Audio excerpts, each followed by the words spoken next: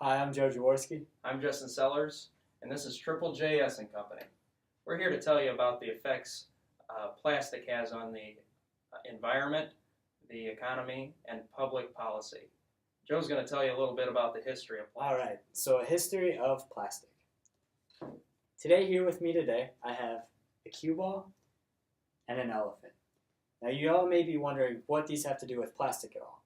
Well, back in the 1800s, billiards was a very common practiced game. Most wealthy people in the world itself actually played billiards. And you might still be wondering, trying to piece together what these two have to do with each other.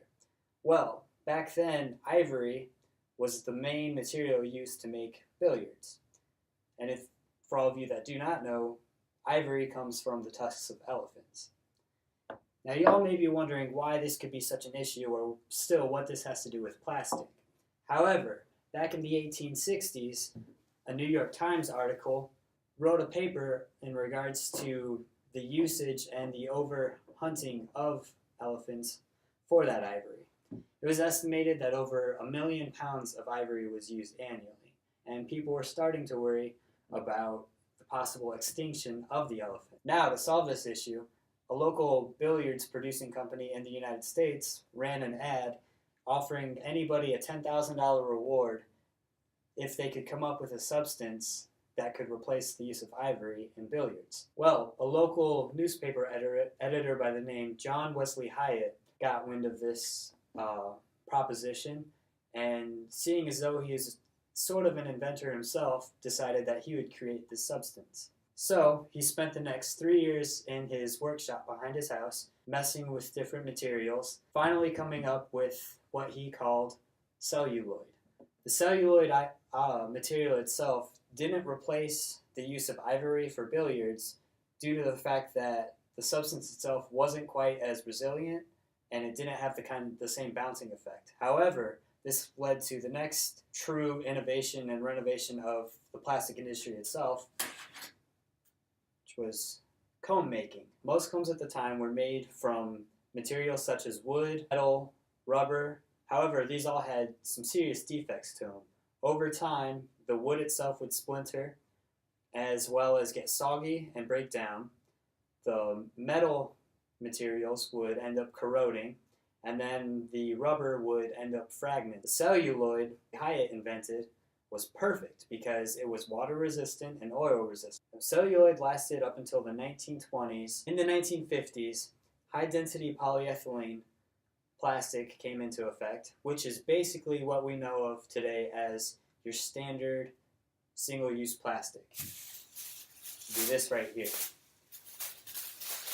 In 1965, Celloplast obtained the patent for what we know of as our t-shirt bags today. In 1977, Mobil Chemical took over the whole polyethylene packaging industry and brought it to the United States in 1979. Now that I've got you caught up on the history of plastic, Justin is going to talk to us about some of the issues involved with single-use plastic. Thanks, Joe.